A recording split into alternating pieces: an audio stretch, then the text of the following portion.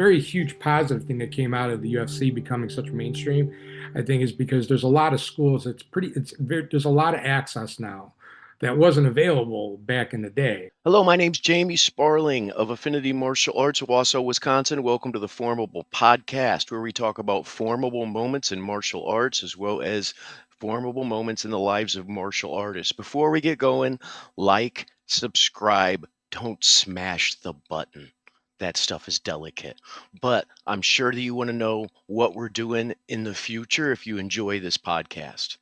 Today, I have Marcus Charles with me.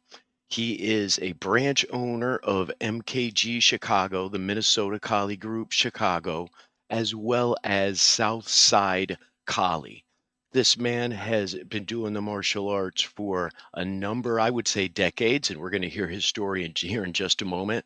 But he is a wealth of information, and I had a great time training with him, doing Muay Thai at the MKG summer camp.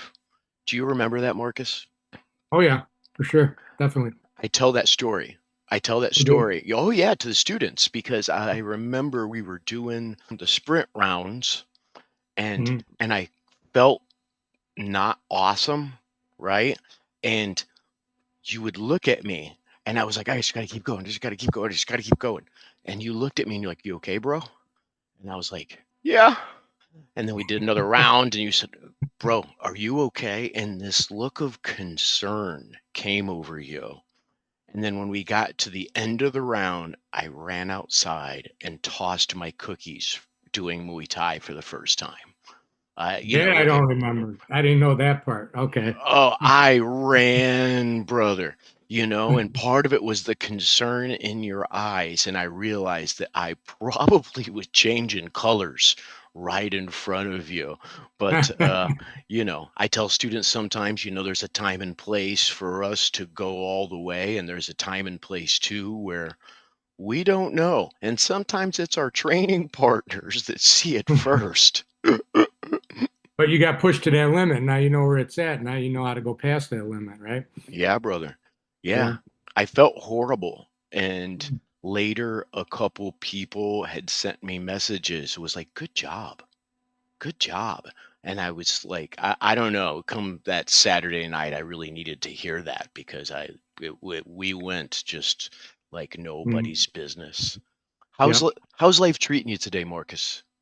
Oh, not too bad. It's pretty cold over here in Chicago. It's about 5 degrees.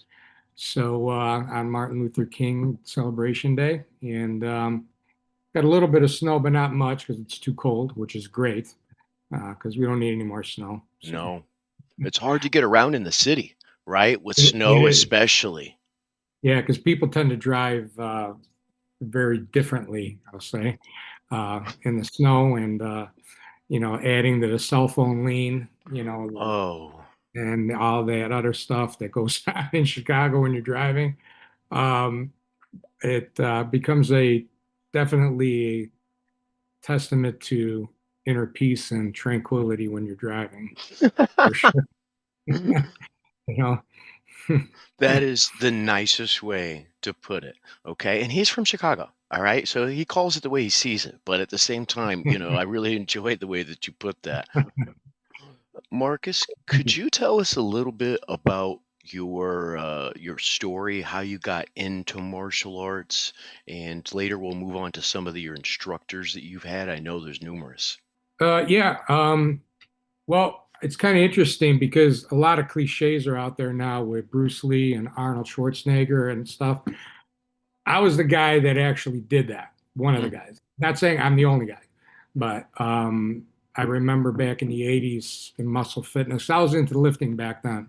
That mhm. was my big gig that I liked to do. I wasn't a competitor, but I loved to lift. And I learned through reading the magazines and just going to the gym. It was an old Arnold gym and on 63rd and Central. And for those of you who know the city, and it was a great gym, Midwest Fitness Center. But I remember seeing a caption about Bruce Lee and Arnold talking about his abs and how impressed he was. And then it just kind of like, in retrospect, it's kind of like that kind of opened the door. It started leaning me towards that, and started looking at it, martial arts, and there wasn't anything out here, especially in my neighborhood. You had a Taekwondo school, but not there was no jujitsu. I mean, it wasn't even a thing, and JKD or any of the Muay Thai, none of these arts were even heard of. Mm-hmm. Uh, Everybody heard of Bruce Lee because you saw it on TV, but the arts, the Filipino arts, none of that. Nobody heard of it. Nobody talked about it. Even Dagerberg, you had to look through the old yellow pages and see where he was downtown. But anyways, so in 1990, I think it was, I ran into my first instructor, who, if it wasn't for him, we wouldn't even be here, Dean Ricardo, who had walked up to me and asked me that I work out. And at that time, I was wearing the T. Michael hot pink shirt and the parachute pants and all tanned up and like the guys did back then. Um, bulky and couldn't swing and all that stuff. But I told him, yeah, and we started talking. He told me what he did, and I wasn't a big, quote unquote fan of arts, so to speak, because I just saw a lot of guys who claimed to be martial artists who got, I'll be Chicago right now, who got their asses kicked, Mm-hmm. with their black belts and their whatever else. And they just got the crap kicked out of them just by a regular street guy. So he just told me to take a swing at him. And I did, and he gave me a guntang. We all know what that is on the bicep, which my arms were a lot bigger than they are now. And it swelled up, and my arm just went numb for that second, like it does. And I was sold at that point. Like, what'd you do? And that was that. And then I went to the American Martial Arts Academy to see him there. And I was waiting for him, and he was late. So the first Kali class I took was actually Ron Balicki's class because he was teaching at the school at the time. And I was so overwhelmed with everything. It was unbelievable. And that's where it started. And then, he took us to, I remember we went to the old Windy City boxing gym, which was in a different location. I can't remember. I think it was on Ogden at the time.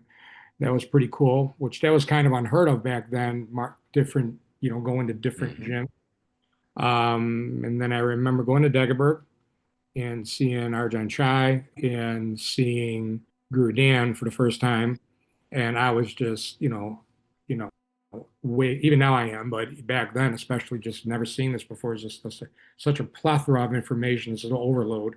Mm-hmm. And I remember seeing Rick Fay at the time, and Greg Nelson at the time. Lo and behold, they became my instructors years later. And then they got me on the path to where I'm at. And after that, we was training with Dion, and he started leaning towards PFS more, Paul Vunek. And that's how I got to meet Paul. And then for the longest time, that's basically what we did. It was just PFS training, training. But I still always maintained my lifting and the fitness aspect of stuff. And then, that was the era, that was the end of that era of where JKD people were testing their metal in the street. It Mm-hmm. was in a bar or whoever was around, saw Paul Vunek in action a number of times. You talk about badasses, definitely a badass there. And so we did all that, and then that started getting old after a while, you know, uh, police and all that other stuff. And then I just kind of took a break for a little bit.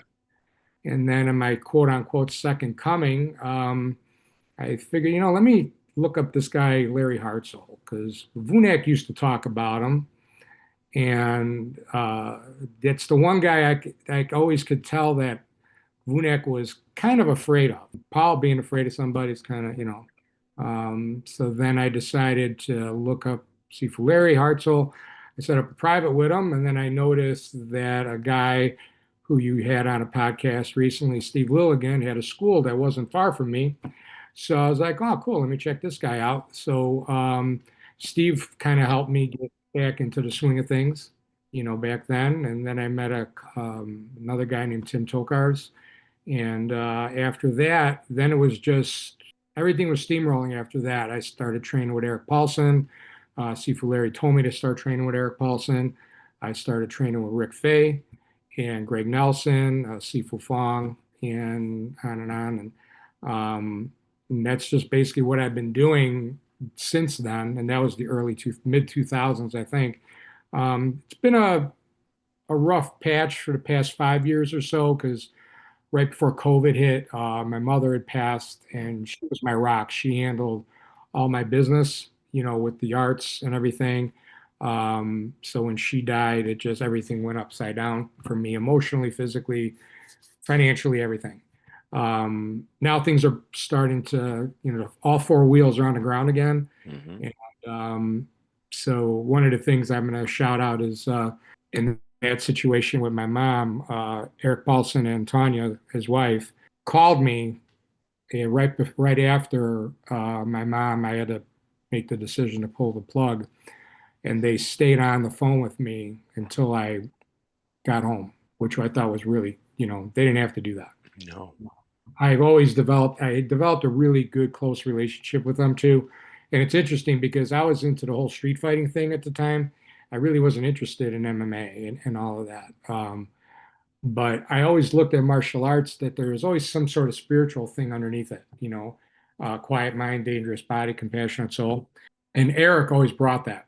He brought that. When I started training with him, he introduced that to me. And that's where, again, things just started to snowball for me. It's been a journey for sure, with the different instructors that I've had.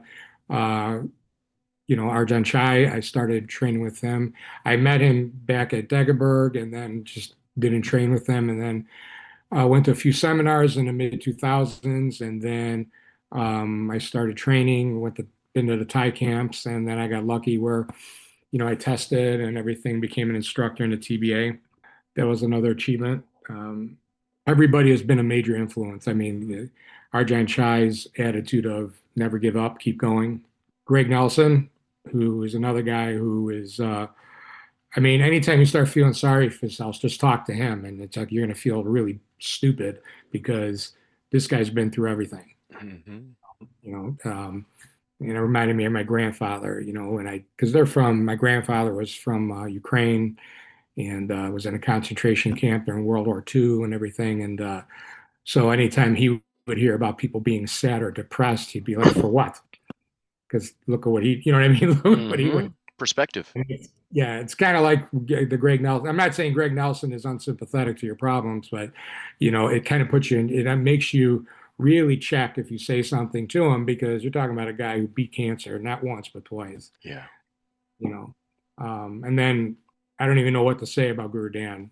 I mean, what do you say about him? Just He's anything you say. Guru Dan. He's just Yeah, I Guru mean, I Dan. think anything you say kind of diminish it. Words kind of encapsulate it. Hmm. Um, and the thing with me being honored to be an MKG branch is Rick has it in our note. If you notice in our handbook Hmm. at the beginning where it says everybody has a right to learn the art, Yes. and it's not that it's owed to you. He's making a point that no matter your physical ability, there's something you can learn from the arts, and that I liked. That was something because you don't, it's not everybody's going to want to do, you know, MMA training, Yeah. and spar and all that.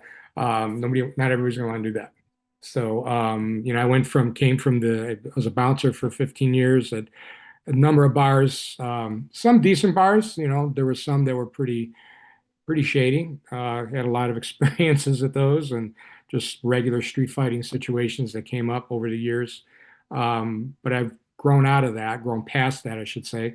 And the arts have helped me to, become a more well-rounded person and the different challenges that get thrown at us throughout that life does. I think the arts are something that can really help people navigate that and keep you off the dope and keep you off the booze and anything else you get addicted to try to soften the blow of whatever life threw at you. And that's kind of like where I've been, where it's like I initially started, and it's like you want to be a badass, you want to train, you want to learn how to fight, that type of thing. But then as you get older, things change, but there's always a fight. It's a just different type of fight, And I think the arts can really help you not just physically, they could help you with financial challenges, because it's a challenge. Okay, how do I navigate this, emotionally? How Yeah. do I deal with things? You know what I mean? And it's the same thing. If I could do this, well, I can do this, and that's where I was the past 5 years on that end. And then, even mentally, even spiritually, I think it's kind of an interesting thing, especially with doing Wing Chun, especially Sifu Fong's form of Wing Chun, Hmm. uh, which another instructor of mine. The idea of sensitivity, when you're training, doing energy drills, there's a certain sensitivity you start picking up, I feel, and I'm going to sound like Yoda here, but whatever. Um, you start picking up the vibes of people when you walk into a room and things. Another guy, Eric Paulson, he's very good at that. Very he's like an empath. He could feel what's going on. There have been days I've been really bummed out, and I get an automatic text or a call from Sensei Paulson. How does he know? You know what I mean? So I hope that's what you're asking about. I know I Of went off course. a little bit No, off on a tangent there. that's what we're here for, Marcus. We're here for tangents. Yeah. Okay. Okay. Yeah, absolutely. And, martial arts isn't the same thing for everybody at the beginning. And Mm. then throughout our career, it's not the same thing either.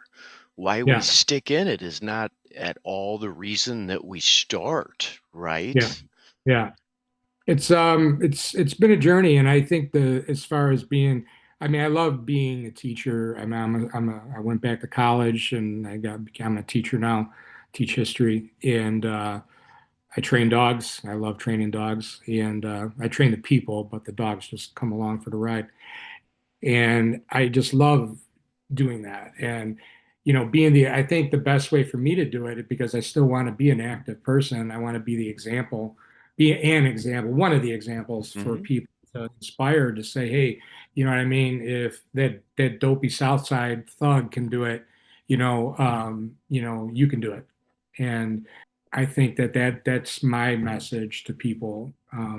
We all have challenges. There's days you just walk by and all of a sudden something hits you out of the blue. Just thinking about something, an emotional thing. Somebody says something that reminds you of some loss or whatever, and then all of a sudden you start feeling, what the hell's the matter with me? You know what I mean? And you start thinking, it's like, oh, that's what it was. And if you're not able to go work out or whatever, you pull back and you just go into a Zen meditation mode and just kind of, the four box theory, four in, hold four type of thing, and kind of reset yourself. And when you can do that and keep yourself centered and maintain your zen, your happiness, or whatever higher power you want to look at or talk about, I think it makes you a better all-around person. But in regards to martial arts, I think that is one of the goals. I think martial artists should be. You have fighters, you have instructors, and then you have martial artists. Hmm. You have Yeah, people who you have people who can fight, but they may not be good instructors because they're not interested in that. They don't want to, they have never learned that bridge of being a good instructor helps to make you a better fighter and make you a better martial artist. And to be a martial artist, you need to know how to fight. Doesn't mean you got to be a UFC champion, but you need to know how to take care of yourself. But at the same agreed. time, but knowing how to fight doesn't necessarily mean taking on some guy out in the street just because he cut you off. Learning how to fight is okay. What is happening here? You lost your job. You got to pay the bills. You got a goal. You have an emotional fight instead of just going and popping pills. Prozac or not Prozac, sorry, Prozac or whatever else. The other things that they give people now for ADHD, et cetera. I think martial arts can help. I'm not trying to diagnose people or anything like that. I do have a degree in psych, but I'm not a psychologist, so I'm not saying people should not medicate. I'm not saying that.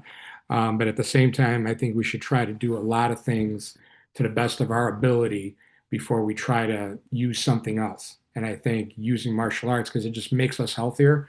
And Rick Faye's got that great thing, better martial artists for a more, I'm paraphrasing, for a more relaxed, calm world. I can't think of the For a phrase right more now. A peaceful world. peaceful world. That's the word. Thank you. Yeah, Yeah, for more got it. peaceful. Yeah. And I think if we all practiced martial arts, you wouldn't have as many problems because you wouldn't want to be getting into these battles with people because you're gonna, you're going to have a long day ahead of you. Isn't You know, that the truth? And yeah, more, there's so much growth in the martial arts, in any what people would call a discipline or an art form for that matter. There's so many tools that we get in everyday life yeah. that, that's really the benefit of it. And sometimes just the common sense to not go walking down the dark alley, Yeah, I mean, you shouldn't put yourself in situations. I mean, God forbid, sometimes you end up there, but at the end of the day, you got to have some brains, and if you don't, well, then sometimes you get what you get coming to you. I mean, sometimes what were you doing there to begin with? What's always the phrase? Why did you do that? Type of thing. Why? And I think the arts can help keep you, kind of keeps your compass, set on what direction, you want to go to. What's interesting is like some of the arts, and that's why I initially going back to like when I first met Deanna and he told me about what he did, I just wasn't too much of a fan because a lot of the arts at the time they weren't necessarily contesting what they learned. Mhm. And I'm not saying you have to do that. There's people out there that go to seminars and they get, 100 different techniques of how to defending a one from the stick or how to defend the jab. And that's okay that you know those. And it's good as an instructor that you have those in your toolbox. Being able to pull it off and contest it a little bit kind of gives you a little more soul. You know what I mean? Yeah. Um, and I think, some of the arts like wrestlers, Muay Thai, they have a very, very good system in how they always go to any wrestling gym where they wrestle. Like I teach at a gym called Elite Performance Training Center now here by me, and they're all wrestlers. And every time you go to you see a class or whatever, they do some technique. Don't get me wrong, but they're always wrestling. They're always Mhm. rolling. Go to Paulson School. They're always rolling. You got to contest it. And to swing back to that a little bit, it's kind of interesting what the arts can do. When I was a little kid, when I say that, like middle school, and I was a short, fat kid. I used to eat a lot of pierogies and stuffed cabbage, and my grandmother used to make, and whatever. So I always got picked on a lot, Me too. and yeah, and there was a guy in the neighborhood. His name was Matt Starzak, and he was the neighborhood badass. Nobody fucked with Matt. And I'll never forget. And I was telling his son actually teaches wrestling at the gym that I teach at now. And his son's another phenomenal wrestler and wrestling coach. And Matt had unfortunately passed away a few years ago. And I was telling his son the stories because Matt was one of the inspirations to get me into fitness and eventually martial arts because like I said, I was getting picked on, and these 4 or 5 guys were like, they had my book bag and they're throwing it and all that. Not, how that stuff goes. Yeah. And I'm crying and everything. And then Matt came, and I went to school with Matt's sister, and he knew who I was, and or I thought he knew who I was, whatever. Anyway, so he came and he goes, "Hey, give the kid his bag back." And they're just like, "Oh, come on, man, fuck that," blah blah blah blah blah. So he goes, "Give me his bag." So the guy took the bag and he threw it at him, and it landed at his feet. And Matt just beat the crap out of all four. I can't remember, it's 4 or 5 guys. Okay. Now again, these guys weren't necessarily UFC fighters, but Mhm. you're talking about 4 or 5 guys. Yeah, Okay, just yeah. just on numbers, right? And he beat the crap out of all these guys because also to swing back a little bit, he's like, go stand over there on the other side. He told me, don't go anywhere. I'll get your bag back. And he did. And after he took care of those guys, he walked me home. And he was very supportive, but at the same time, he goes, you got to start sticking up for yourself a little bit. He goes, even if you get your ass kicked, you stick up for yourself. I'll never forget that. And I remember years later, I was bouncing at a bar where Matt was friends with the guy and the wrestlers and all that stuff. And I remember him coming in and we were talking, and then there was an altercation there. And I kind of walked over there, kind of settled down. And he was looking over on the side over there, and I looked at him, and I was just kind of like, well, he could have came over to try to help, just as a joke, right? Mhm. Like, I think you had it. You had it. You remember that talk we had a long time? he brought all that stuff up, and it was really interesting with that. And I knew if something, God forbid, the bar would have went up, Matt would have been there. But it was interesting how he trusted me enough to kind of, it was just an interesting situation that came up with him. And I didn't see him since then, and then he passed, and so it's kind of sad. But Matt, thanks for everything that you brought up to me. So I don't think I ever told that story online before, That's but a great story. Thanks for sharing that. A well, lot of people could that will resonate with them, mm, because we've all felt that way. And I could never see you as a fat little kid, okay? I But I won't show any pictures. So I don't have any, but yeah, yeah. I was a fat little kid, Mm, like without a doubt, in my head a lot, and bullied, and all that stuff. And when I'm telling people nowadays, they're like, "Really, you?" Like, yeah, "Oh yeah. yeah, for sure, absolutely." You I know, think that's I kind of feel I think that's kind of like why I really got into the whole PFS old school mentality, hmm uh, the street fighting thing. It's just like, back then it was like, the instructors would say, cool MKG cup, by the way. Um, uh, um, you know, the instructors are telling the kid, their students not to fight. And Paul and Deanna would be like, yeah, because they don't want their students to get their asses kicked. That's why. well, That was back then. Okay. Again, different time. People think differently now. But maybe that was true. I don't know. Back then, doormen and going to bars and all that stuff. And I don't know how things are now. I don't know. I don't go to bars anymore. I'm not a bouncer. I don't think I'd ever want to do that in this day and age again, with cameras and all that. Because, things happen accidentally, mhm, when you're trying to remove somebody. Um, but, you know, um, nowadays you have the UFC, you have gyms, you can go into the ring, and there's the cage. You got a problem, go in there and train, get your energy out. I think that a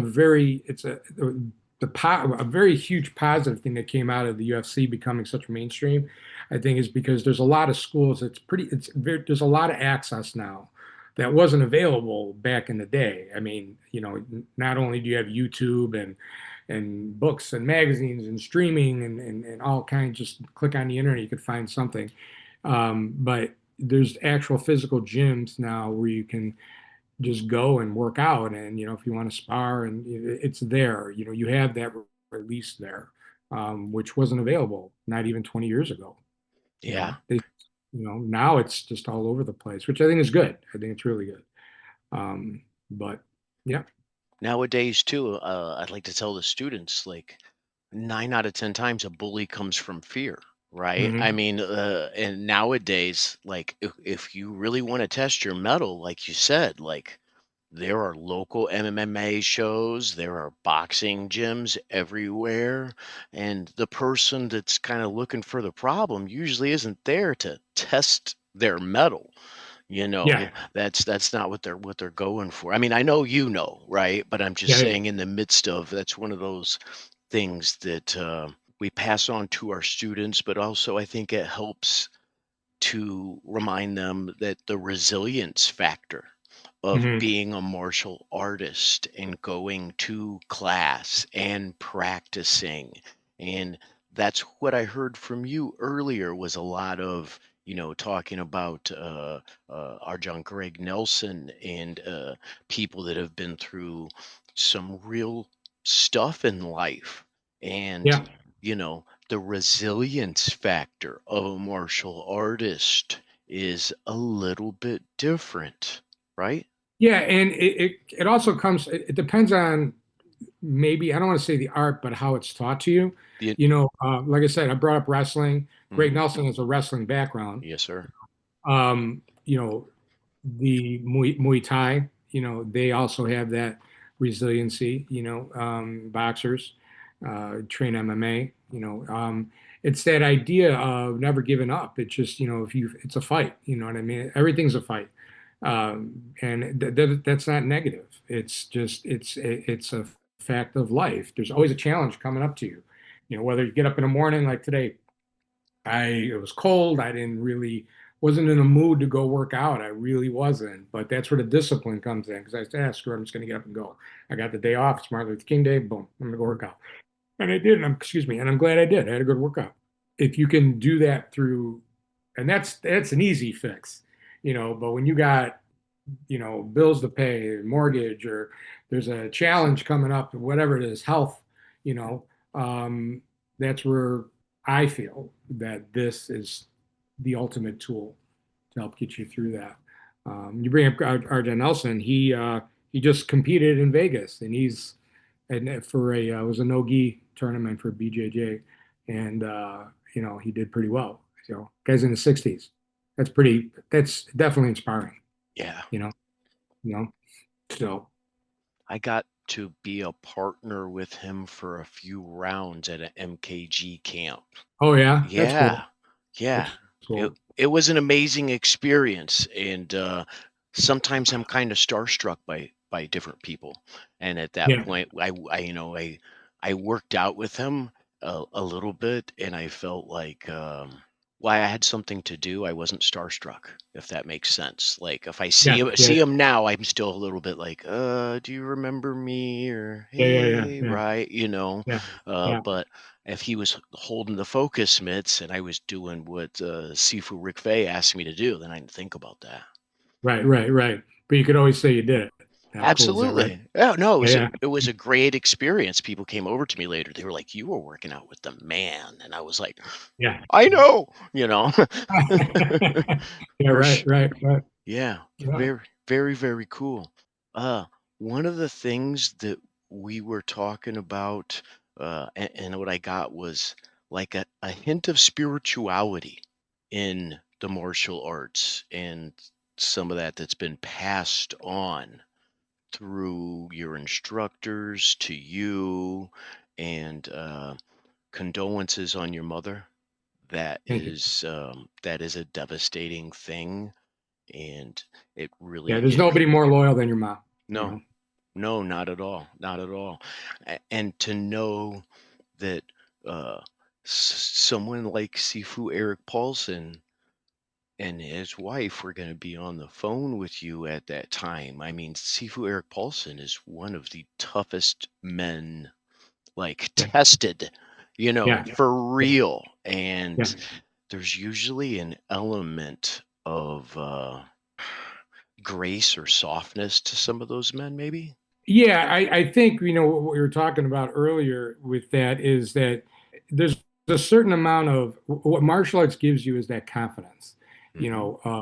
Kind of like now I'll quote Vunak on this, where he's just like him saying some guy cut him off or something happened, and he just kind of zen himself for a second. He was really into a book called by Edgar Tolle, The Power of Now. Mm. Uh, and he brought it up and he was just like, and then I just tell the guy, he goes, I look at the guy, it's like, you're just lucky.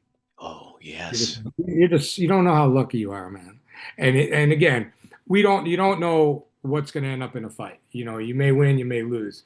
But again, you're trained, you know how to fight, you have that killer instinct, to quote Paul's thing, and that anger that you have for road rage, for example, and being able to just say, you know what? No. That's where the spirituality kind of comes in, and where it's just like you kind of back off and you can be a little sarcastic about it. It's just like, hey, you know what, God, you must have Jesus was with you today, buddy. See ya, Yeah. type of thing. Um, and it's that confidence that you get with the martial arts. I think it gives you that. And then that delves into the spirituality. And a lot of people, they don't necessarily like this type of topic, but I think we all have it. And you could call it your mental health. Hmm. Okay? It could be the same thing, whatever you want to call it. I just think that when you train and you want to delve into that, it's kind of interesting. Let's slide over to Star Wars and the Force. Um, you know, uh, there's a lot of University of Chicago actually had a class, University of Chicago, which one of the top colleges, had a class on how Star Wars was made and how the belief systems, I should say, that were used during that. The samurai, for one, Mhm. Bushido, Zen, Buddhism, etc. There's also a lot of Christianity involved in there if you really want to peel back the onion on that. Um, and many of my instructors have told me stories of their own personal lives and their belief systems, Mhm. what they believe. I won't bring them up or drop because I don't know how personal they want me to bring up.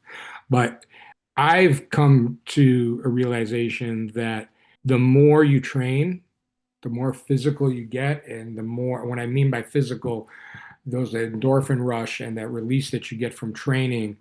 And then if you can go back and then just kind of take 5, 10 minutes and practice some mindfulness, meditation, prayer, whatever you want to encapsulate that Mhm. into, you're going to bring yourself to another level. And Yeah. it's not only in the physical world, but in the mental world. I was just listening to something when I was coming back in, and it's talked about no matter what happens, I choose peace. And so if you are getting pissed off, meaning me, Mhm. getting pissed off because some asshole is in front of you driving like a moron, or the light goes and they're still not going anywhere, and then you beep the horn and then they flip you off, or then they start going slower just because you beeped at them. Um, it's my choice how I react to that, and the reaction should always be I choose peace. It's extremely difficult to do, very difficult to do. Um, but at the same time, it's also against the law for road rage. But anyways, it's still being able, your first reaction is anger. Not everybody. I mean, myself is just like, mother.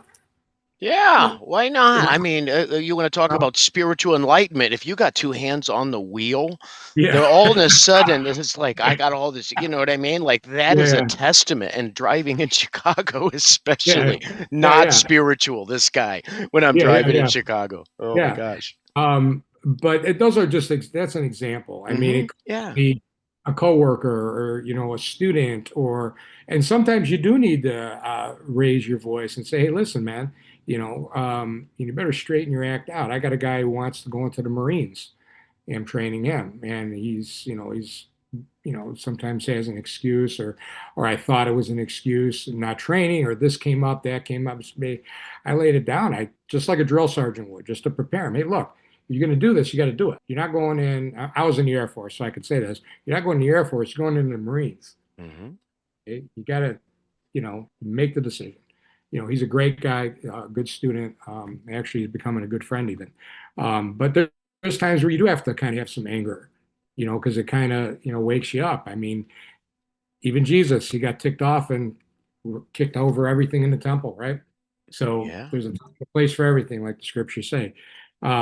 But at the same time, it's got to be controlled.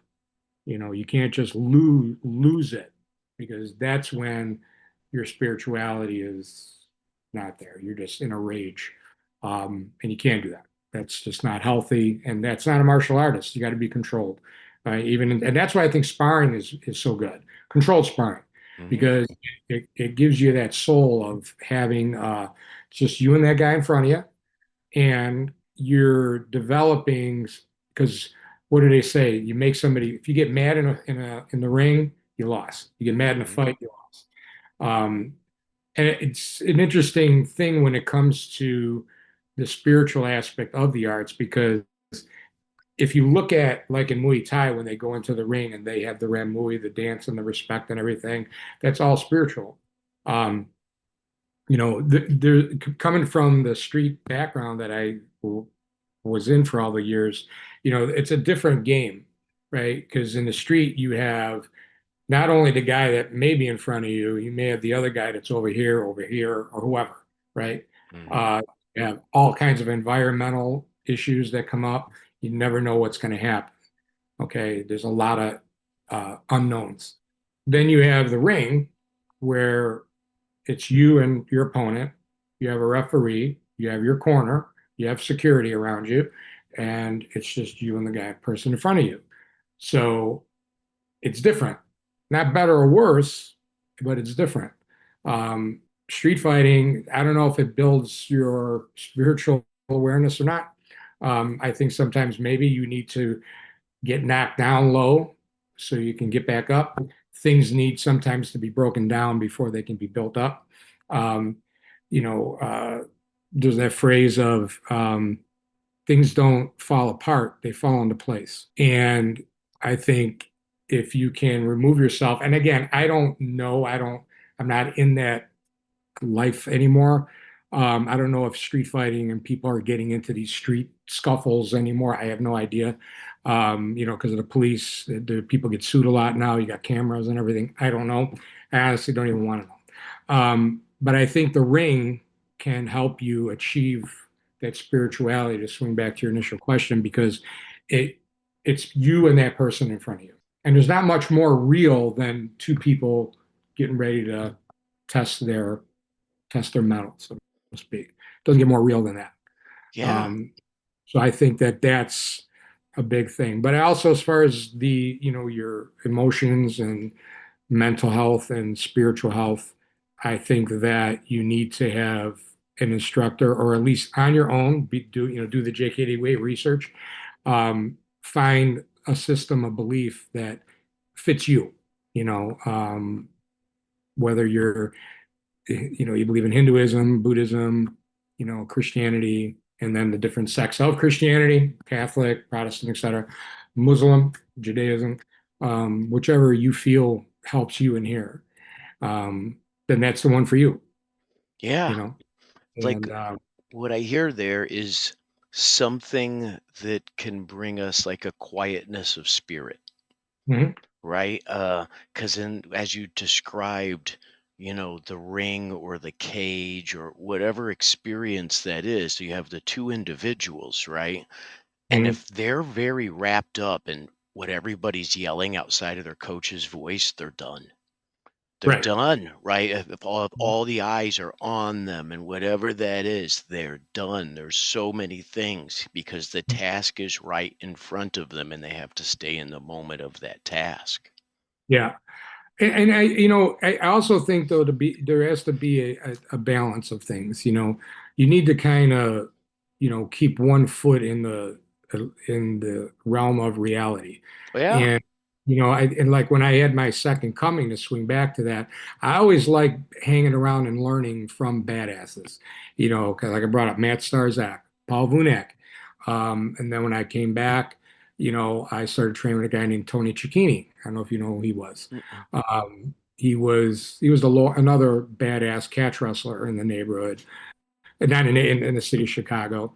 It's another guy. If you're in a dark alley, you got him on your side, you're going to be okay. Mhm. You know, um, and there's a certain amount of reality. You got to realize that you can't just be in this tower and think that you're not connecting with people, and then when you disconnect, you lose a sense of reality. And I'm not saying people should go out and get into a fight. That's not what I'm saying. What I'm saying is you should be aware of what's going on around you, because if you Yeah. could be aware of what's going on around you, then what happens, you could be that positive influence towards those people. You come into a room, Eric Paulson's one of those guys who he walks into the room, and like you mentioned, working with Greg Nelson, Eric Paulson's that guy who just walks into the room and you just feel his presence there. There's that Mhm. energy that's there. So, there's people there like that. And then there's also people you walk in and you can just feel that, man, this person just doesn't have a good vibe. They're just whatever. And you want to be that one that could kind of understand that and navigate that. And when I say navigate it, meaning protect yourself so you don't get influenced by it. And at the same time, possibly be a little bit influential towards them to maybe help them, nudge them into the right direction. And, that's a fine line, because some people can turn that into they'll turn that into something as like arrogance. Well, who do you think you are, that you're such an example that you can help somebody? Oh, That's been, wow. that's been thrown at me a few times, and it's just like I really don't know what to say to that, because I honestly want to. If I'm saying I want to help somebody, I really do. Whether somebody believes me or not, I can't control what they think. But just But imagine that for a moment. I would yeah, just want to ask that person who said that to you. Uh, So you're telling me that you don't want to help anybody. Like, this is great, whatever. yeah, Good to know you. We really don't need to yeah, talk again. You don't yeah, want to help anybody at all? yeah, yeah, and it's like, or they, or are you doing it because you want, this the I forgot where it's at in the Bible, but it talks about when you do something, don't do it in front of everybody. Mm, I'm paraphrasing. yeah. I'm not, okay. Pray in private. Hmm. It's the same thing. You do something for somebody, whatever it might be. You don't need to go advertising it to everybody because then there's no karma there. There's nothing there. You're just looking for a pat on the back, even though it's nice you did something for somebody, you know. But if you're just doing it, if you're doing it because you really want to do it and you really want to help them, then you don't need to go telling everybody what you did. Now, in this context, what we're doing is we're trying to get that out there to people that, Hmm. hey, you can contact people. It doesn't have to be me, you, or whoever. It can be Yeah. anybody who is involved in the arts and may be, in this stage in their development. Um, you know, the sooner you get there, though, the better it is, I think. Yeah. Well, it's coming regardless. Yeah, Whether I exactly. mean, without a doubt, I remember I started doing martial arts with some guys that were gonna my best friend was gonna teach me Taekwondo, and we just got pads and beat the hell out of each other. And Mhm. and he did teach me, but we would start inviting people over, and eventually I was nearly knocked out, and I had my shoulder dislocated, and I would never done anything athletic. So Mhm. I just like, oh my gosh, this is crazy, right? And I'm getting Yeah, at the time, I'm like, I'm young, and I'm like, all I know is I could take a punch. At that time in my life, yeah, that yeah, was yeah. it. I'm sure I wasn't swinging good, but I could take a punch. Wow. Uh, but later, after I found my first teacher, and as I told you about earlier, my father was a biker, Mhm. and there was an essence of him that scared the hell out of people. And he was a really good man, but there was an essence of him when he picked up the phone. People, sometimes he would pick up the phone and be like, "JB," and I would come as a teenager and I'd pick up the phone and they'd say, "Dude, I am so sorry I made your dad mad." And I was like, "No, he's in a great mood." My Yeah, gosh. right, right. You know what I mean? Like, if he was Yeah. mad, I mean, come on. I mean, it's literally. Uh, but the essence of that, once I found my first teacher, he was someone who was a champion kickboxer at one point, and he Uh, had a very quiet voice, and there was no look at me that was in there. mhm. And it really, really helped me to see those two yin and yang pieces fit together, you know? Rick talks about that too. He brings up something that I really like. He says, "Make it about you, not make it about the teacher. Don't make it about the teacher. Make it about the student." Hmm. And that tells why. Because we get caught up in it. We're all human, and we Hmm. get caught up in our own ego, and we want to flash and do some cool things. And and then you hear the wow, type of thing. That makes me feel good. Nothing wrong with that. Um, or you get the promotion type of Hmm. thing. We were going to talk about lineage in a little bit. That might be a good segue to that. Yeah. But there's nothing wrong with that because you are. When I say nothing wrong with that, we have to I put an asterisk to there. You are teaching yourself as well. Yes, sir. You're also a student of yourself. So there's nothing wrong with patting yourself on the back and getting a little acknowledgement from your instructor or from people, as long as you don't use that as your main tool to, because I've seen guys who became instructors or just started teaching a class. This is 35 plus years now, and they just beat up on students, because they're like bullies. They feel they can. you know um that's why, like, in our school we have a rule that you have to be training for 6 months before you could even spar. you Okay. know um we may change that, maybe a little less, but seem to work pretty good because some people just don't want to do it, Hmm. and that's fine. People are professionals; they don't want to come into school with a black eye and all that stuff. I mean, you know, uh, it hasn't happened yet, but I could just see, one of these days I'll have a shiner and I'll walk in and all the kids are going to run. Mr. Charles got his ass kicked. You know, what I mean? And Yeah. then it's like, no, I was just sparring, but okay, that type of thing. And you got other professionals that, they're CEOs or whatever they do, and they just can't have marks on the faces or anything like that. So they don't want to spar. Okay. Hmm. Um, but I think it's definitely important for sure. Yeah. Um, With now we got on that subject. Sorry. no, that's all right. I was talking about my experience in sparring as opposed to having a teacher and Oh yeah, the yeah. Okay. quietness of spirit that kind of comes sometimes, right? Yeah, yeah. And there's a lot of people that I think, as you were alluding to, when they get in the room, you're like, you can feel the ego and the look at me and things Mhm. like that, and that's But I think I was, unhealthy.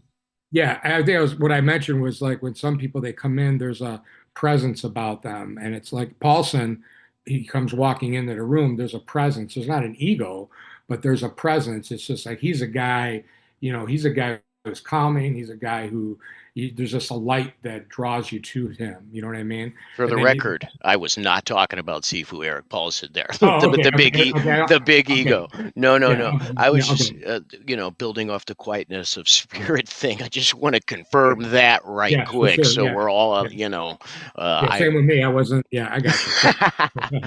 Cool, cool, yeah. could we But yeah. talk a little bit about your lineage? We were going to bring it back to that, Oh, and I think I steered you because you painted a really nice picture at the very beginning, and I might have steered you away from that. it's okay. Yeah, my lineage again, it started with Deanne Ricardo, Paul Vunak, then Sifu Larry Hartzell. Did a lot of privates with him. I wasn't lucky enough to train with him during his heyday. Hmm. It was like the last 5 years or so of his life, but just a plethora of knowledge, and it was just an honor to be able to be there in those for those 5 years or so. Uh, um, I think it was 5 years. I'm number wise. Please don't quote me on those. I could be Sure. wrong. And then Eric Paulson, Greg Nelson, Rick Fay, um, Arjan Chai, and Sifu Fong. And I've also trained with who's another major badass. I forgot to mention his name, Keith Hackney. I taught at his school Yeah. for a number of years, UFC guy. Hmm. Uh, Another guy, badass guy. Another guy walks in the room. It's just like, yeah, I'm not gonna fuck with him. Yeah, he's just got that aura about him. Not ego, but just that, you know, another nice guy when you Hmm. talk to him. Another guy, um, yeah, we were talking about, and then of course Guru Dan, you know, which that was a blessing there, but for me. But anyways, um, with lineage, it just seems like late. I mean, I was talking about a Paulson. Paulson's really big on lineage, Hmm. and I think lineage is important. I mean, there's seems to be a thing out now where there's a lot of backlash on people getting certified and their lineage and things like that. And you know, I'm not saying that somebody who has there may be guys out there, I'm sure there are, that don't have the quote unquote background that I do, but know more than I do for whatever, or better skilled than I am, and that's okay. Rick Fay had told me when I first met Rick and brought him out for a seminar, he had told me I was training for whatever I was training for. And he just told me, Marcus, about every 3 to 5 years or so, there's a new guy that comes around the corner that's just going to be better. So there's more to this than just fighting. Hmm. That's again the spiritual part you had asked. That was one example I had gotten from Rick, which it's true. You know what I Yeah. mean? It's true. Um, but I think there has to be amount of respect given. When you get whatever a certificate or a belt or whatever from your instructor, that doesn't necessarily mean you're a badass. I mean, a lot of times it does, but it's also the main thing. It's an acknowledgement from your instructor of how hard you've worked, Hmm. what level you're in. I have no issue with having a goal. Look at the Minnesota Kali Group's book. There's, levels there and there's goals there. It's like, okay, I got my level two, I want to go to level three. What do we do? And you look at that, and there's nothing wrong with that. We're a goal-oriented society. And I have no issue with that. I think that's great to have that. Hmm. Uh, some people have it, take issue with it. I don't know why. Um, I think respect should be given to people who've put in the time because it's not only time and it's not only the effort, it's also just think about it financially. I mean, it costs money sometimes to train, to fly out to see somebody or just to take 2 hours out of your day. And if you to get some training in, wherever it's at, finding a workout partner is hard at times, Hmm. Uh, and when you're putting in that type of effort, you're sacrificing either social, family, finances, whatever it is to get to this point. That doesn't necessarily mean you need a pat on the back, but you shouldn't be shooting it down either. You know what Oh, I mean? And that's I've seen that, and I think it's kind of a shame because it not only insults the you're not only insulting yourself when you're doing that, you're not only and insulting the person who got the promotion or the rank, you're also insulting the instructor who's handing it out. And that's yes. not cool. Yes, are there some things that have happened where people just go out for a weekend and then they get something? I understand the other side of it. So, but again, everything is relative. You need to look at things and see where it's coming from, why it's that way, and then also how's the person acting when they get it? Mm. You know what I mean? Um, are they acting like, a douchebag? So sorry, but where they think they're somebody because they got this and they couldn't fight their way out of a paper bag. You know what I mean? Or are they humble and it's like they know they really can't fight, but they can really teach you something. Because there's guys I know. There was a guy I remember when I was still at the old Midwest Fitness Center who could never took martial arts in his life, but this guy was just a fighter and a drunk. And man, you could hit this guy over the head with a 45-pound plate, and he was just stupid enough to come at you. He'll keep Hmm. it didn't matter. Then you get the other guys who train and train and train and train, and then some thug gets a lucky shot in, and he's out. It happens all the time. Um, so I think when those situations happen, a lot of people freak out and then they say, "Oh, that guy's a black belt and he can't fight." And I'll swing back to what I initially said when I first started. When I first saw martial artists who were black belts and I saw them get their asses kicked, that then now I swing back and think, you know what? I bet you I could have learned a lot from that guy, even though he Hmm. got beat and I was kind of alluding to the guys who imply that they're badasses just because they have the rank Hmm. when I brought that initial part up. But there's other people that just, when you get 80 years old, you could have all the rank in the world, but you're physically going to have a hard time fighting, probably. You know what I mean? More than likely. But you probably got a plethora of knowledge to share and give to somebody else. And another thing too, when it comes to the lineage is, the sacrifices that a lot of the pioneers made. What I mean by pioneers, the Larry Hartzells, even Rick Fay and Vunak Your first and generation. yeah, these guys really, paved the way for us Yes. and they deserve that respect. And if they're respectful enough to hand somebody a certificate saying you're a full instructor or whatever, whatever the system is, you should at least give some sort of respect to that person. You don't have to like the guy, either or her. You don't have to even train with them, but to make issue of it, I think it's low class. Yeah, I agree. And you're a history teacher, and Yeah, I went to college for a little while, and when you do a college thesis or report, you need to cite where you got your information, right? correct. I mean, and that's just a piece of that whole puzzle. Like, Mhm. you know, uh, I got my information here. I like to tell the students, if I'm name dropping, it's not that I'm name dropping. First of all, if you catch a name, go on YouTube and check it out because YouTube wasn't always there. You don't have to get Right. in the car all the time to see somebody move nowadays. But the Yeah. other part is that I'm not a champion. I haven't, you know what I mean? There's not a lot of Mhm. things. So when I tell you that I learned this from this person, that's Mhm. because I want you to see where it came from and for you to understand the depth. Right. Right. And there's nothing wrong with, knowing and sometimes going back, to see how it originally came out, maybe you can grab something there that somebody forgot about, you know. Hmm. Um, so that's my take on that when it comes to the lineage thing. I'm not saying that somebody who doesn't, necessarily have a group of instructors and learns it and trains it and works their butt off, and all that stuff isn't a good martial artist and they don't know anything. I'm not saying that. But, if somebody puts in, it's the effort that needs to be acknowledged into something, that's how I see it. You know what I mean? There's plenty of people who never went to college or extremely successful, extremely Absolutely. intelligent, but at the same time, somebody did go to school, did put the time in, and all that stuff, should be give them a little respect for doing that. They accomplished something. There's nothing wrong with that. And there's nothing wrong with somebody who didn't do that, but they still accomplished something. There's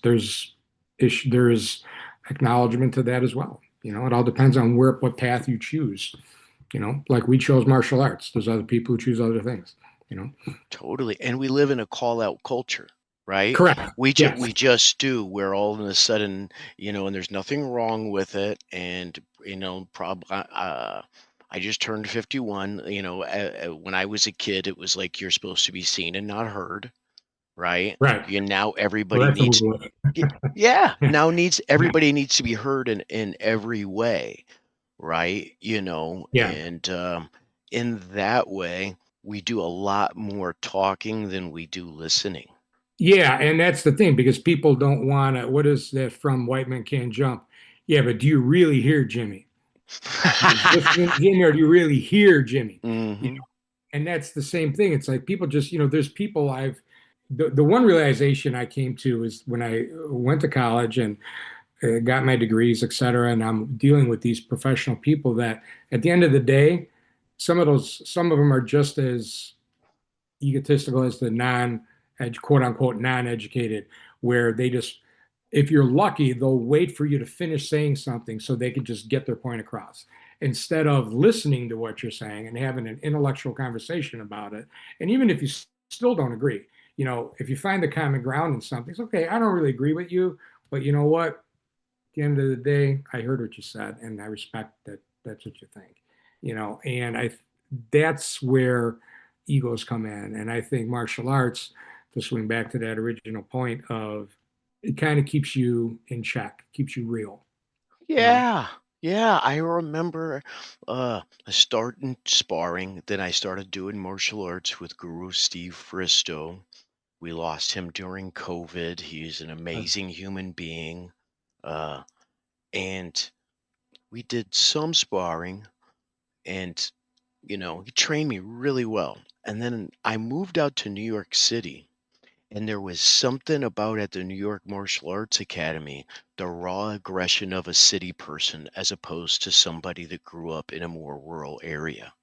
And Mhm. so sometimes that was like one of those things. And I remember showing up and having an idea of what the training should be. And Yeah. then no matter what my opinion was, a lot of those guys could whip my ass. So I got my ass whooped all the time. Mhm. Right? But that's also a piece of that. I didn't get injured. I got humbled because I thought I knew. Yeah. Right? And that's so important in the growth of a human being. Because as you brought back, it said earlier, uh, I'm going to paraphrase you now, that life will humble you. Just all of Yeah. a sudden, I thought I knew it. I turned the corner, and Mhm. all of a sudden, there's a giant perspective. Yeah. Yeah. I mean, that happened to me when my mom died. Yeah. And it was just like a domino effect. Things just loss after loss after loss. Whatever. I won't go into all these details because I'm going to start getting depressed again. But I'm going to have to go train again. We're not But gonna do that. We're not gonna do no, that. You can still go train, but I mean, we're not no, gonna get yeah, depressive. Yeah. yeah, yeah. But the thing is that it just comes one after another. Then you got to pull back and say, well, why is this happening? Mhm. What's going on? What am I supposed to learn from this? Because nothing happens by chance. Oh, Nothing happens by chance. It's interesting with physics. I've talked to, I have these friendly debates with the science teacher, and I was just teaching Hinduism the other day about karma, and I was like, karma. He's not a religious guy. I go, doesn't it sounds like that? What's that law in physics? Cause and effect. Is that Newton's law for every Yeah, yeah. I action? guess I'm being sarcastic right now. Oh, sorry. No, I'm not asking you. No, no, no, no, Survey no. So, says. I no, thought we were no, playing a no. game. No, I'm pretending like I'm talking to him, and I say that. It's like, what is that law? That cause and effect, and what happens? Every action is a equal and opposite reaction. And again, Newton's law. I go, wow, that sounds like karma, doesn't it? 3,000 years ago, these guys knew that before Newton, that apple fell on his head. Mm. I'm being a little wise guy, but my point is that there's nothing new under the sun.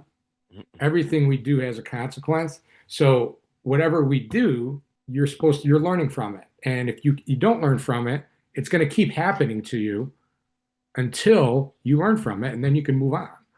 You know, you make the same mistake over and over again. It's like a bird that keeps hitting the window.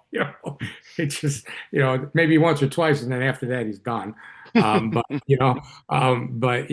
it's that idea of learning from your mistakes, and not mistakes, but challenges, Experiences. experiences. Yeah, and I think the martial arts can give you that more so. For me, it really can. For me, it's been that's my niche in life. It's my life. That's my belief system is martial arts and all the itty bitty branches and leaves that come off of it. Whether it's started in the roots of street, fighting in the street and all of that stuff, all the way up to now to where navigating life and remembering things I accomplished in the gym and, whether it was weightlifting, whether it was, whatever. And then, the different idols that you have when you grow up too, you kind of look at Arnold, who was my idol, and still is, Hmm. I mean, he really took a bath and nosedive in his little escapade that he did. And I was watching his thing on Netflix the other day, and he's basically apologizing for it. And then at the end of the day, he's like, fuck him. Meaning, like, hey, you know what? I made a mistake. I feel bad about it. I don't want to talk about it anymore. But you know what? I shouldn't have done it, but I still am Arnold. And I'm going to keep pushing forward and I'm going to keep accomplishing goals. You know, um, and that's the thing. I think that the arts can keep you centered in that. And at the end of the day, it's not your instructors who are going to do it for you. It's not your training because there's going to be a day where you can't train. Hmm. You're injured. I've had a number of bicep surgery and things like that. You can't train. So then what do you do? You know, so you can't depend on something on the outside. It's got to come in here. So that's why that phrase is just like today I choose peace. Today I choose to be peaceful. It's interesting if you say that a few times, it does kind of drop your shoulders a little bit and you kind of chill a little bit, you know. Um, and if you can think that way, and then you could use the arts in a different way, curriculum, reading a book, watching videos, go on YouTube, click on anything, right? Um, and then you get through those challenges a lot easier, I think. Oh, I agree. I agree without a doubt. To be curious about life, Hmm. to be curious about martial art. Like, why are they on the ground? Is it an MMA fight or do they do like a Harimau Silat, right? Where that comes from an area where that is a big part of their system. It's Yeah. really, really, really important. It's opened my mind tremendously in ways, and then learning, about the cultures and then why that they did the things they did, Mhm. and I think it helps us to be curious. Absolutely. Marcus, you are bringing some of your instructors in Yes. Chicago quite often, Yep. every year. Could you tell us a little bit about the events and the things that you're doing in 2026? Yeah. This year, I'm having Guru Rick out again for our annual event. We have been having it every year for this is our 16th year, I think. Um, Wow. Not every February. So he will be out February 21st and 22nd. If anybody wants to go, here's this, hit me up. I'll get you registered. I have finally been able to I brought out Greg, excuse me, we'll talk about him in a minute. I brought out Eric Paulson for a lot of years. And then after COVID, it kind of stopped for about 5 years. So I'm finally back on the books, and he is going to be out August 22nd. This Nice. Yep, that's going to be a huge event. And then Greg Nelson will be out this year. Don't have a date yet. More than likely, it's going to be in October, like it was last year. And it's a nice way to spread everything out, having Rick kind of kick it off, and then because MKG has a lot of events there, so don't want to intercede, so we could all go. Like he's got the Hmm. camp in March, and then. Um, Eric in the summer. It's great. At the end of the summer, end of August, kind of the kids are starting to go back to school and everything. So it's a good way to say adios summer, having Eric out. And then Greg is a good way to, end the year. He's always a great seminar with Greg. So, Great. And if you could send me your contact information that you want public, sure, we will put it in the description of the podcast so sure. anyone that's made it through this much of you and I talking will know that it's going Okay. on, right? Okay. And Sure. then they'll know exactly how to get a hold of you. And tell us a little bit about your classes. Right now, the over at Elite Performance Training Center, I'm just teaching stand up. Hmm. So that's pretty cool. And it's a lot of fighters there. And so, given the different drills, like we just did the 14-point survival drill, they never saw that before, those guys. So they really enjoyed it. I'm giving them a different, feel of things. Yeah, So that's fun. And then at Compritos, I'm teaching still. I've been 15 years now, I think, teaching at his place. And that's where we do the J Kitty and the blend and the Kali and all of that. So it all works out pretty good. Nice little balance. We had a place in Elmhurst. Unfortunately, the landlord decided to level the place, which we've all been there at one point or another. yep. Something happened. So right now we are not in Elmhurst, but I'm looking to have something going on in that area like I did before. So, and of course, I'm always available for training, privates, workshops, whatever. Anybody wants to contact me, that'd be great. That's Yep. great. And we talked a little about your, well, a lot about your lineage because you have a lot, right? Thank you. So in the midst of it, you're very welcome. We'll put all your contact information down in the comment section. Okay. And folks, reach out to Marcus if you're in the Chicago area. There are a lot of people that teach martial arts, but if you've listened to the man, you'll see that he's really invested in people. And for me as a human being, and this is something that I've asked a lot of guests, sometimes people will ask me, like, what art should they study? And when I first started teaching, and prior to that, I was very opinionated about Mhm. what it is I thought people should learn. But nowadays, my answer is look at the instructor. And Yeah. if it's somebody that can gel with, that you think has uh, the student's best interest at heart, then don't worry about the art. Like you won't have to stay in the same art forever and ever. You Yeah. don't even need the same instructor forever and ever. But if you're Right. looking for something, uh, I highly recommend looking at the person you're going to learn from. And Yeah, that's really true. There's one of my instructors, Richard Abraham, who's got a gym called Maximus Muay Thai and Fitness. Um, he is a major inspiration too for me because he has his son was born premature and then died. They named him Maximus, and that got this whole thing going for him in his gym, and he's been living through his son through the gym. It's great. And he has a thing which I really like, and I beat myself up because I wish I coined it before he did because I can't use it. But he uses the phrase "discover your greatness." Come Yeah, in and discover your greatness. I do use it in my sixth grade history class. good for And you. that I'll do, but out of respect for him, I won't. I don't bring it up in my martial art classes because that's his. But that's I like that point you brought up. It's like, the instructor, and I am invested in people. I want to see everybody succeed and and help them because I've had challenges in life and we all have them. Mhm. And if I can do it, anybody can do it. And when people bring up things and well, I just don't have this, or I don't have this, or I don't have this. Well, that means you don't want to do it. Because if you really want to do something, you'll figure out a way to get it done. For Just do sure. it. Just do it legally. That's all. Yeah, yeah, and all it's funny how in all those things, there's also a lot of "I," right? Like, Right. Yeah. "I can't." Well, go find somebody that can, and then Right. try and get back to us after that. Exactly. Yeah. I mean, and that's, I there's, it's funny. I watch a lot of movies. I did over the years, and I bring a lot of cliches.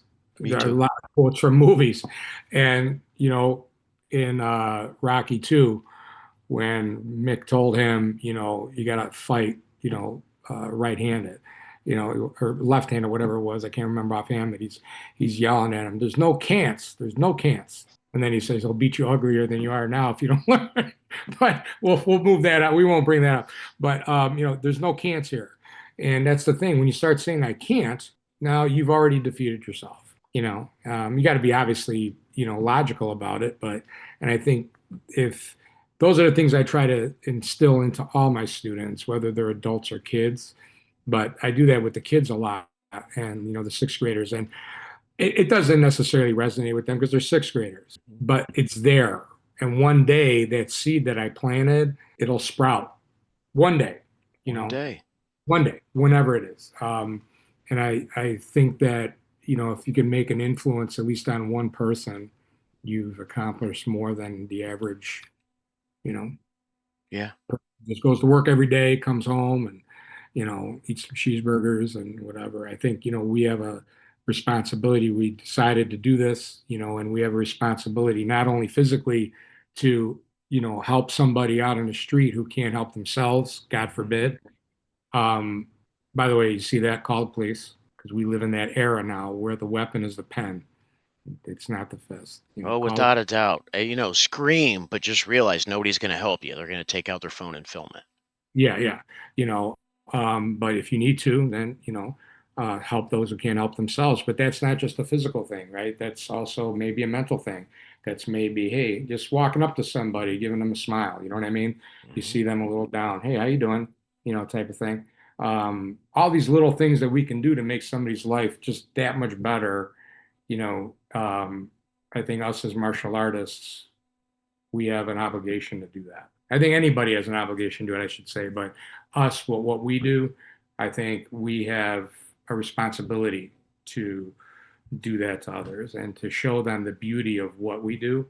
And at the end of the day, you're going to be in shape. Mhm. I mean, go to Rick's classes. I mean, they're they're fun. Yep, I mean, absolutely. I'm not saying, but some martial art gyms, you go to a gym, you're training, they're serious business here. They're not fucking around. Mhm. You know what I mean? There's no joking around. It's all respects, and there's nothing wrong with that. I love that. But every once in a while, like you go into like a Rick Faye school and take his class, and it's fun. His seminars are fun. And I'm not just plugging the seminar here, but he's fun. He has stories and it's a good time. At the end of the day, martial arts is about, discovering who you are. But even if you don't want to do that, you're not spiritual, you're a hardcore, whatever faith it is, and you don't believe in all of that, that's okay. Mhm. That's okay. Just come in and train though. Just get a little workout. See how fun it is. It has nothing to do with spirituality. Rick doesn't talk about that in class. You know what I No. mean? These are things you kind of get when you talk to them privately, you know. But the workouts and it's the fun, hitting the pads, doing the drills, it gives you that endorphin rush and it just releases any tension that you have. And like I tell the students when they come in and they got a bug up the rear end, to train, and it's just like, hey, leave all that shit out there because it's still going to be there when you get done with the training, but it's going to feel better. And you have a better perspective because you got a workout in and you released all that stress. Now you can go back to that same problem. You got a workout in, you took care of your body, And now maybe you have a better way because you're less aggravated and a better way of dealing with whatever challenge that was, you know.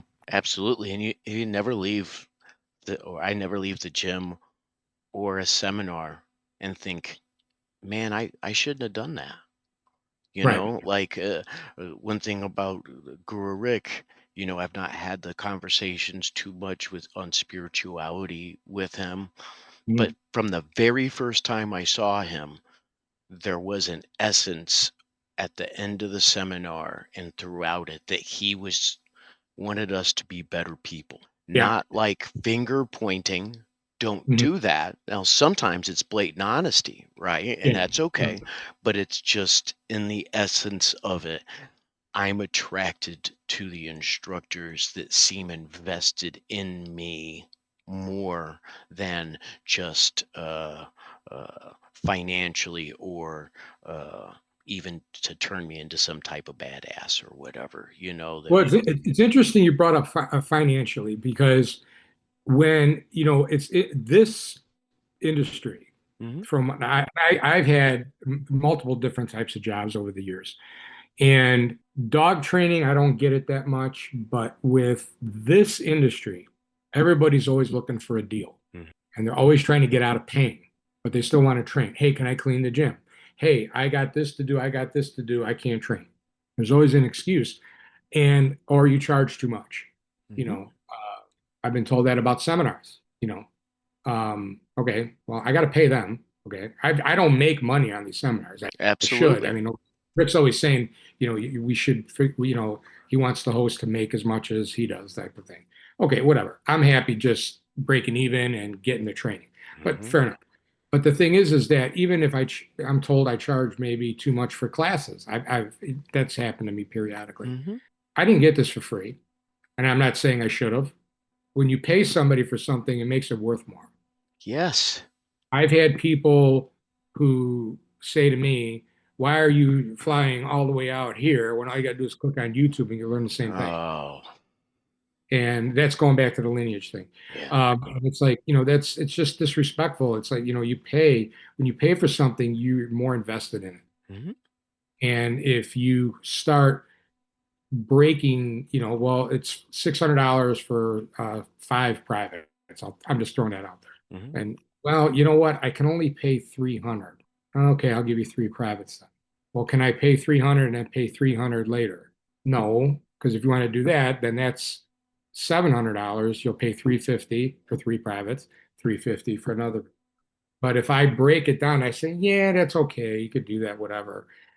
Then what ends up happening, now I cheapen myself and I cheapen what I'm teaching. Now I will, law enforcement, you know, essential workers, I will work with them on certain things. I had one client that was so, I mean, one was an attorney, one was a captain in the police department, and they were always complaining about money. Huh?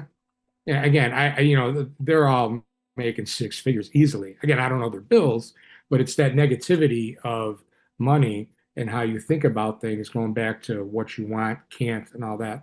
You have to stay focused and be respectful because this person's running a business that you're coming to just Hmm. like anybody else is. I had one guy say, well, you know what? One guy had wanted a rank in something, and I had told him, I go, okay, well, we got to do some privates and things like that, blah blah blah. And then he's just like, well, okay, I can't do that because I can't pay you for the private today because you didn't tell me that when we came in.